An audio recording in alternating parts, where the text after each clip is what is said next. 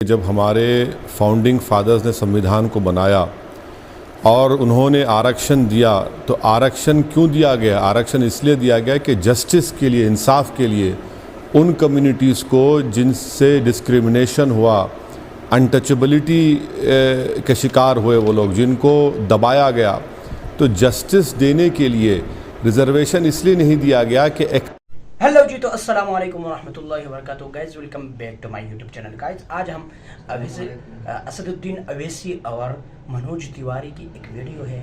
उनने मनोज तिवारी के होश उड़ा दिए हैं और वीडियो देखते हैं, क्योंकि मनोज तिवारी एक अंधभक्त मोदी की चाहने वाले हैं। उसकी आखिरकार असदुद्दीन साहिब ने आखिरकार उसकी कैसे धज्जियाँ उड़ाई हैं। चलो वीडियो स्टार्ट करते हैं और वीडियो से खूब एंजॉय करें। जब हमारे फाउंडिंग फादर्स ने संविधान को बनाया और उन्होंने आरक्षण दिया, तो आरक्षण क्यों दिया गया? आरक्षण इसलिए दिया गया कि जस्टिस के लिए, इंसाफ के लिए उन कम्युनिटीज़ को जिनसे डिस्क्रिमिनेशन हुआ, अनटचेबिलिटी के शिकार हुए, वो लोग जिनको दबाया गया, तो जस्टिस देने के लिए रिजर्वेशन इसलिए नहीं दिया गया कि इकोनॉमिक ग्राउंड्स पर रिजर्वेशन नहीं दिया गया। ये हमारे कॉन्स्टिट्यूशन में लिखा हुआ है, आर्टिकल 15 और 16 में। ये जो इकोनॉमिक वीकर क्लास का जो कॉन्सेप्ट इस सरकार ने क्रिएट किया, ये हमारे कॉन्स्टिट्यूशन में कहीं पर नहीं है। और 9 जजेस का बेंच, इंदिरा सानी ने साफ तौर पर कह दिया कि इकोनॉमिक ग्राउंड पर रिजर्वेशन नहीं मिल सकता। तो ये सरकार अंबेडकर की तौहीन, इंसल्ट कर रही है, संविधान की तौहीन की है, और इकोनॉमिक ग्राउंड्स पर रिजर्वेशन नहीं मिल सकता। अच्छा, आप ये बताइए कि इकोनॉमिक ग्राउंड्स पर मिलेगा तो आपका डेटा है, क्वांटिफाइबल डेटा है कि उन तमाम, नहीं क्वांटिफाइबल डेटा है नहीं है कि आप बताएंगे कि कितने ब्राह्मण IAS ऑफिसर हैं, कितने ठाकुर हैं, कितने गुज्जर हैं? नहीं बता सकते आप, आपके डेटा ही नहीं है, इसलिए ये फ्रॉड है। मनोज तिवारी जी जवाब दीजिए।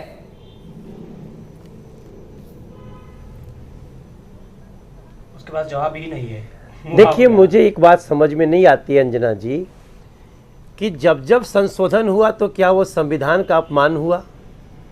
संविधान में संशोधन ये 124वां संशोधन था, न कि ये पहला संशोधन था। तो अगर कोई कहता है कि ये संविधान का अपमान हुआ, तो मैं समझता हूँ 123 बार और हो चुका है, ऐसा वो कहना चाहता है। दूसरी बात, जो लोग ये कह रहे हैं कि इसकी टाइमिंग क्या है, अरे टाइमिंग तो और लोगों के पास भी है।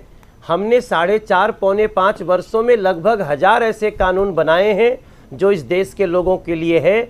और याद रहे, हमने जातीय आधार पे नहीं, 71 वर्षों में जो आर्थिक आधार पे गरीबों के आंसू को पोंछने वाला, कुछ लोगों ने इस सवाल जो उठाया है कि हम ये आंसू इस समय क्यों पोंछ रहे हैं। हम आपको एक बात कह के अपनी वाणी को बंद कर देंगे, विराम देंगे, क्योंकि बहुत बड़े बड़े लोग हैं।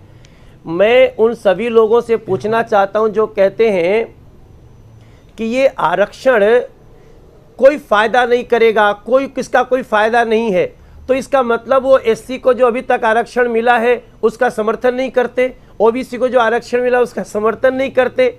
मुझे समझ में नहीं आ रहा है, आदिवासी, SC, ST, ये हमारे OBC सबको जो आरक्षण मिला है, क्या वो बेकार है?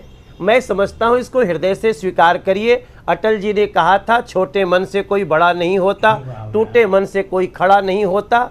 इस देश की इस खुशी को स्वीकार करें।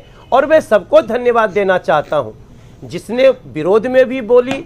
हम उन 323 लोगों को धन्यवाद देते हैं जिसने समर्थन किया, उनको भी जिन्होंने राज्यसभा में किया। हम सबको प्रणाम करते हैं, धन्यवाद करते हैं। हमारे आने वाली पीढ़ियां आपको धन्यवाद देंगी, नरेंद्र मोदी को भी देंगी, और जिन्होंने साथ दिया उनको भी देंगे। ओवैसी जी, जो दलील उन्होंने दी कि अब तक कई संशोधन देश के संविधान में हुए हैं, वो सब अपमान नहीं कहलाएंगे।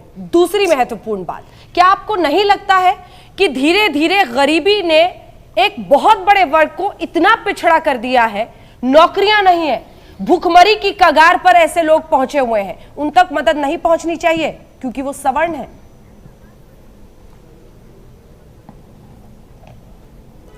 सबसे पहली बात तो यह है कि बीजेपी के जो MP कह रहे थे उनको कॉन्स्टिट्यूशन पढ़ना आता ही नहीं है। रिजर्वेशन क्यों मिलता है? सोशल बैकवर्डनेस के ऊपर। आप कैसे सोशल बैकवर्डनेस प्रूव करेंगे इसमें? क्या फॉरवर्ड कास्ट में सोशल बैकवर्डनेस होता है? सोशल बैकवर्डनेस का मतलब यह है कि डिस्क्रिमिनेशन, अनटचेबिलिटी, यह है। सब्सटैंटिव इक्वालिटी की बात कॉन्स्टिट्यूशन करता है।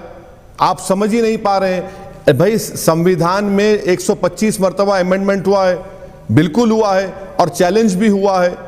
तो आप ये रिजर्वेशन सोशल बैकवर्डनेस के नाम पर मिलता है। अब रहा सवाल, आप कह रहे हैं कि जन्योधारों को, सावरनास को मिला है। मैडम, ऑपरेशन अनटचेबिलिटी क्या सावरना ने फेस किया? क्या सोशल बाइकॉट फेस किया? कौन ये चीजें कहां पर आ रही हैं? तो आप सुनिए मेरी बात, आप इकोनॉमिक ग्राउंड्स के ऊपर नहीं दे सकते। जब संशोधन, अरे मैडम, इनको रुकाइए। जब ये ठीक है, अपनी बारी में बोलते हैं। कितनी छोटी बात कर दी मनोज जी। मनोज जी, जैसे ये खत्म करते हैं मैं आपके पास जवाब के लिए आऊंगी। मनोज जी, आपका स्तर कितना नीचा कर दिया। ठीक है, मैं आऊंगी सर। ये अपनी बात पूरी कर ले, ये अपनी बात पूरी कर ले, फिर मैं फौरन आपके पास आऊंगी, अन्य लोगों के पास भी आऊंगी। लेकिन ओवैसी जी, ये बताइए कि संविधान पढ़ना और संविधान में संशोधन करना दो अलग बातें हैं। ये सच है कि अभी तक संविधान सिर्फ सामाजिक पिछड़ेपन को और शैक्षिक पिछड़ेपन को समझता है, मान्यता देता है। लेकिन अगर संशोधन करके आर्थिक पिछड़ेपन को भी उसमें लाया जाता है तो फिर ये कैसे संविधान का अपमान होगा? मैडम, वही तो बात आपको बार बार मैं अर्ज कर रहा हूं कि 11 जजेस के बेंच ने कह दिया कि इकोनॉमिक ग्राउंड के ऊपर रिजर्वेशन नहीं दिया जा सकता। 11 जजेस ने। आप बताइए, वो सुप्रीम कोर्ट का 11 जजेस का जजमेंट लॉ है और ये सरकार उस लॉ का वायलेशन कर रही है। और अगर आप जो रिजर्वेशन देते हैं तो आपके पास क्वांटिफाइबल डेटा होना चाहिए। कहां है डेटा, बताइए। और मेरा एक सवाल आपसे, अंजना ओम कश्यप से मेरा सवाल है कि इनकम टैक्स 2.5 लाख तक नहीं दिया जा सकता, 8 लाख वाले को आप देंगे रिजर्वेशन? बताइए कहां का जस्टिफिकेशन है ये? 2.5 लाख पर इनकम टैक्स नहीं है, 8 लाख वाले को आप रिजर्वेशन देंगे? क्या है ये, बताइए। किसको बेवकूफ बना रही है सरकार? ये बहुत बड़ा सवाल है। और ये सवाल मनोज तिवारी जी मैंने भी पूछा था। जिस दिन इस देश में गरीबी की परिभाषा ये हो जाए कि आप 8 लाख सालाना कमाते हैं। अरे मनोज तिवारी जी, आप भी जानते हैं, यूपी बिहार तमाम जगहों पर घूमते हैं, 8 लाख जो सालाना कमा लेगा वो गरीब है। क्या सोचकर आपने किया है? ये समझ से परे है।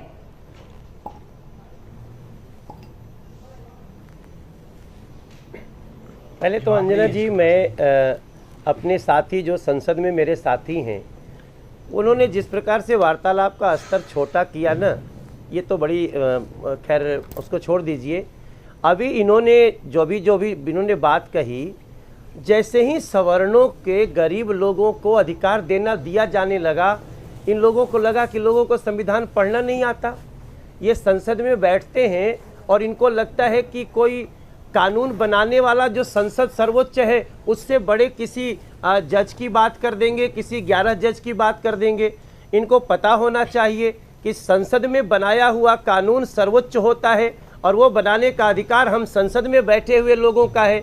अब ये भैया कैसे आप पढ़ते हो संविधान, मुझे समझ में नहीं आ रहा है। लेकिन याद रहे 2006 में कमीशन बना था, 2010 में उसका रिपोर्ट आया था कि सवर्ण गरीबों को भी, जिसमें मुसलमान भाई लोग भी हैं, आप तो कहते हैं आप मुस्लिम भाई लोगों के बड़े समर्थक हैं।